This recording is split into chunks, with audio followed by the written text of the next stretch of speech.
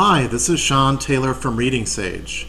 Today we're going to be doing a American history reading passage, and our goal is 120 words per minute. So let's go ahead and begin.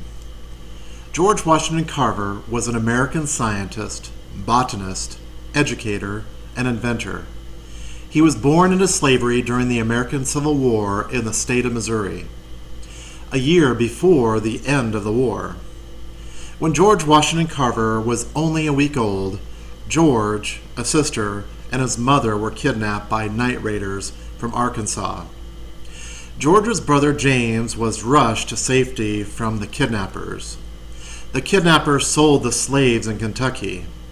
Moses Carver hired John Bentley to find them, but he located only the infant George.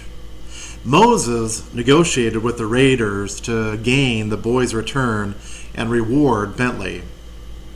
After slavery was abolished, Moses Carver and his wife Susan raised George and his older brother James as their own children. They encouraged George to continue his love of learning and reading, and his auntie Susan taught him the basics of reading and writing that he turned into a lifelong passion of learning.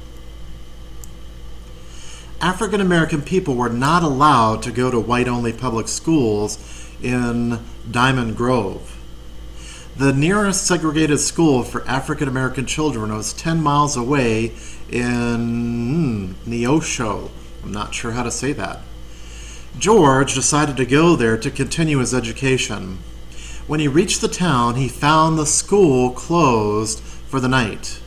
He slept in a nearby barn by his own account. The next morning he met a kind woman, Maria Watkins, from whom he wished to rent a room. When he identified himself as Carver's George, as he had done his whole life, she replied that from now on his name was George Carver. George liked this lady very much, and her words. "You must learn all you can, then go back out into the world and give your learning back to the people," made a great impression on him. Now, this passage was roughly edited from a wiki article, and it needs a little bit of work, but this is a quick way to do a short passage for your classroom and do a quick reading fluency chart for your class also.